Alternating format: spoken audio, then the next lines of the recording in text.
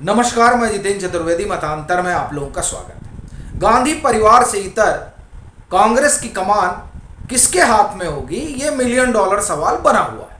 वैसे तो पिछले 15 रोज से इसे लेकर खूब चर्चा चल रही है और एक उपापो की स्थिति भी बनी हुई है कांग्रेस के भीतर भी कि कौन होने जा रहा है, क्योंकि जो बनेगा वो संभवतः सिर्फ गांधी परिवार ही जान रहा होगा, क्योंकि जिसको गांधी परिवार का समर्थन मिलेगा वही ये चुनाव जीतेगा भी, ये भी तय बात है। पहले अशोक गहलोत का नाम रहा, बाद में जिस तरह की परिस्थितियां बनी उनका फिर नाम रेस से बाहर हो गया। दिग्विजय सिंह आते हैं, उधर अंबिका सोनी और मीरा कुमारी का भी नाम चलता है। फिर सवाल ये भी उठता है कि पवन बंसल ने जो नॉमिनेशन पेपर लिया है वो किसके लिए। ये तमाम चर्चाएं चलती हैं कि कल रात और फिर देखिए नाम आ जाता है मल्लिकार्जुन खड़गे का।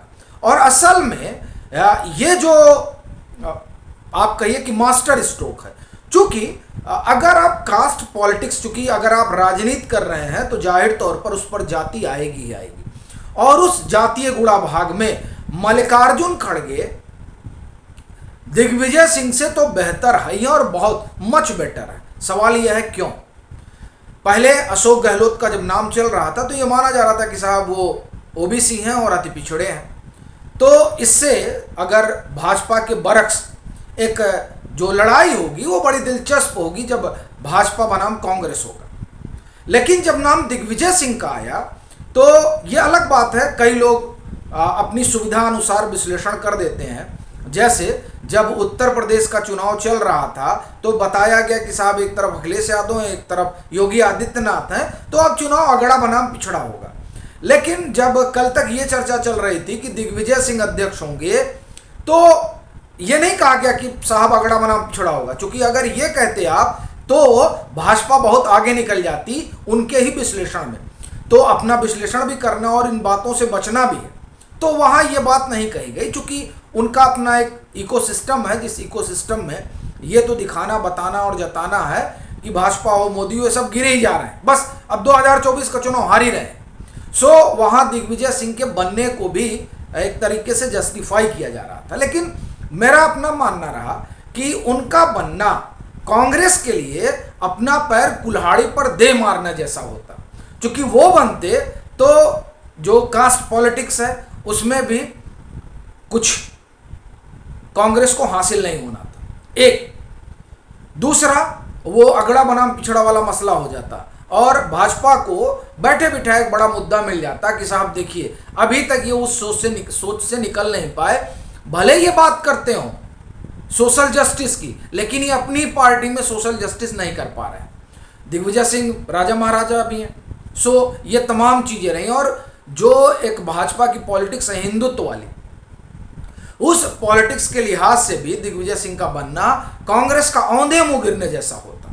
तो और अगर आपको ध्यान हो तो 26/11 वाले में जिस तरीके से वो तमाम तरह से टहल रहे थे और आरएसएस को लेकर जो किताब वगैरह आई उसका विमोचन कर रहे थे मुंबई में जाकर, फिर वो जिस तरह से संघ पर हमलावर रहते हैं, ये तमाम परिस्थितियां जो हैं ये उनके लिए बहुत बेहतर नहीं थी, खासतौर से कांग्रेस के लिहाज से देखें तो अब उनका नाम तो पीछे चल रहा है, या एक तरह से कहिए कि पीछे क्या चल रहा है, अब तो वो आउट ही हो चुके हैं।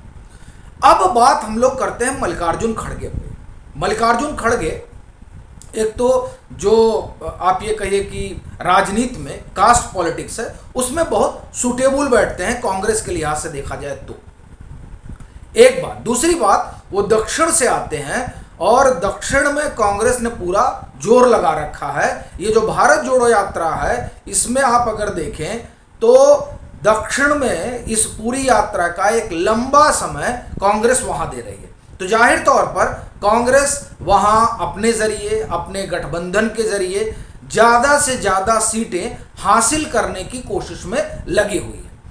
अब एक ये बड़ी चीज हुई है कि ये जो पीएफआई पर बैन हुआ है, ये बैन उत्तर में तो प्रभावित करेगा ही करेगा, उससे ज्यादा दक्षिण की सियासत को बहुत प्रभावित करेगा। अब इससे कैसे कांग्रेस और उनके तमाम सहयोगी पार पाएंगे ये देखने वाली बात होगी। चूंकि केरल लीजिए, केरल में पीएफआई का जिस तरीके का अत्याचार रहा उससे केरल के तमाम लोग वाकिफ हैं। और आप कर्नाटक में देखिए, कर्नाटक में भाजपा की सरकार है और इत्तेफाक से मल्लिकार्जुन खड़गे भी कर्नाटक से ही आते हैं। और यहाँ पर आपको ध्यान होगा कि जब भाजपा के एक युवा कार्यकर्ता की वहाँ पर हत्या होती है तो उसमें पीएफआई का नाम बहुत आता है और फिर एक आक्रोश उठता है कि साहब बताइए, ये जो भाजपा भी तुष्टीकरण की तरफ बढ़ चुकी है, चलिए जब कांग्रेस की सरकार थी तो हम घेर लेते थे, अभी हम अपनी सरकार को कटघरे में क्यों नहीं खड़ा कर रहे हैं, वो अभी तब जबकि उनके पास मौका है वो ऐसे सभी संगठनों पर या इस तरह के लोगों पर कार्रवाई कर सकते हैं जो गैर कानूनी गतिविधियों में लिप्त हैं या इस तरह की हिंसक घटनाओं में लिप्त हैं। और वैसे भी पीएफआई को लेकर बड़े लंबे समय से नाम तो चल ही रहा था। तो वहाँ पर इस बैन के बाद परिस्थितियाँ बदली और जाहिर तौर पर वह इसलिए चूंकि कर्नाटक में जो भाजपा का काडर है वो भाजपा से दूर होने लगा था, क्योंकि उसको लगा कि साहब ये जब उसी ढर्रे पे चलना है, कांग्रेस रहेगी तब भी वही ढर्रा, आप आएंगे तब भी वही ढर्रा, तो आपके साथ हम खड़े क्यों रहें उस हिंदुत्व के नाम पर जिसका आप बात तो कर रहे हैं, लेकिन समय आने पर आप उससे भाग रहे हैं। पर ये जो पीएफआई का बैन हुआ, इस बैन ने ऑल इंडिया मतलब पूरे भारत के स्तर पर भाजपा के उन समर्थकों और काडरों में जिनमें एक तरह से कहिए कि मोह भंग वाली स्थिति थी, उसको दूर किया। अब ऐसी परिस्थिति में जब आप पीएफआई के समर्थन में खड़े होते हैं या उसको मुख्य समर्थन देते हैं तो आपके लिए समस्या विकट हो जाती है, फिर वो चाहे सियासी दल कोई भी हो। तो ये जो है एक बड़ी परिस्थिति बनेगी कांग्रेस के लिए कि वो यहाँ पर किस तरीके से अपना स्टैंड लेती है, क्योंकि उनकी भी अपनी जो पॉलिटिक्स है उस पॉलिटिक्स में ये आरोप लगता रहा है और ये आरोप हम नहीं लगा रहे हैं। ये एके एंटनी की कमेटी बनी थी 2014 में हार के कारणों की समीक्षा के लिए, और तब ये बात निकल कर आई थी कि दरअसल जो यहाँ का बहुसंख्यक समाज है उसको ऐसा लगता है कि कांग्रेस तुष्टीकरण कर रही है, इस वजह से वो समाज कांग्रेस से टूटा। ये एके एंटनी कमेटी की रिपोर्ट रही। अब उस रिपोर्ट के बाद कांग्रेस ने पूरे अपने ढांचे को बदलने और उस तरह से गढ़ने के लिए क्या किया वो एक अलग विषय है, लेकिन ये जो आरोप कांग्रेस पर लगता रहा है उससे वो कैसे बचेगी, ये सवाल इसलिए खड़ा हुआ है क्योंकि खड़गे साहब ये वैसे तो इतने बड़े नेता हैं और वो बड़ी चीज़ ये है कि वो इस बात से गुरेज करते हैं कि उनको कोई ये कहे कि वो दलित समाज से आते हैं, वो इससे नाराज भी होते हैं। जितना मैं जानता हूँ और जिस तरीके से मैंने कांग्रेस को देखा उसमें, और कम से कम वैसे कांग्रेस में से कई नेता हैं जो इस बात से गुरेज है उनको कि आप उनको जातीय समूह से जोड़ कर देखिए। और ठीक बात भी है, जब आप इतने कद के नेता हो जाते हैं तो जाहिर तौर पर उससे जोड़ा नहीं जाना चाहिए, लेकिन सियासत में वो तमाम चीज़ें होती हैं। बहरहाल तो खड़गे साहब के आने से एक चीज़ ये होगा कि कास्ट इक्वेशन में तो कांग्रेस बैठेगी, लेकिन ये जो हिंदुत्व की धारा है इस धारा ने कास्ट इक्वेशन तोड़ा है और दलित समाज हो या पिछड़ा समाज हो वो हिंदुत्व के आकर्षण में आया है। ऐसी परिस्थिति में कांग्रेस इससे कैसे निपटेगी ये भी एक बड़ा सवाल होगा। लेकिन अगर ओवरऑल देखा जाए तो अगर मल्लिकार्जुन खड़गे कांग्रेस के अध्यक्ष बनते हैं, जिसकी संभावना प्रबल दिखाई दे रही है, तो ये दिग्विजय सिंह से बेहतर रहेगा कांग्रेस के लिए जैसा कि कल तक चल रहा था। और दूसरा ये जो कास्ट इक्वेशन है उसमें भी कांग्रेस के लिए परिस्थितियां बड़ी बेहतर होंगी।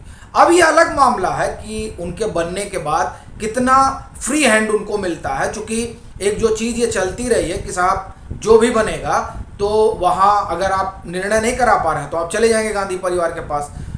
तो अगर कुछ उस तरह का हस्तक्षेप होता है और उन परिस्थितियों में क्या परिस्थितियाँ बनती हैं। हालांकि राहुल गांधी के बारे में तो ये माना जाता है कि वो किसी के कार्य में हस्तक्षेप नहीं करते, लेकिन साथ ही साथ ये भी चलता है कि साहब वो कुर्सी पर नहीं रहना चाहते हैं, लेकिन सारे जो अधिकार है वो उसी तरह से उसका उपयोग करना चाहते हैं। ये तमाम चीज़ें भी साथ साथ चलती हैं। पर जिस तरीके से इस बार गांधी परिवार की अपनी योजना दिखाई दे रही है, उसमें लगता है कि इस तरह का संदेश देने से वो बचेंगे कि अध्यक्ष कोई भी बने, लेकिन चलाते हम ही लोग हैं। अब ये देखने वाली बात होगी कि क्या परिस्थितियां बनती हैं, और अगर मल्लिकार्जुन खड़गे अध्यक्ष बनते हैं तो वो किस तरीके से पार्टी को समेटते हैं और भाजपा के लिए एक बड़ी चुनौती खड़ी करते हैं। अभी के लिए फिलहाल इतना ही। अगर आप मतांतर से नहीं जुड़े हैं तो जुड़िए, वीडियो को लाइक कीजिए, शेयर कीजिए और अपने सुझाव जरूर साझा कीजिए।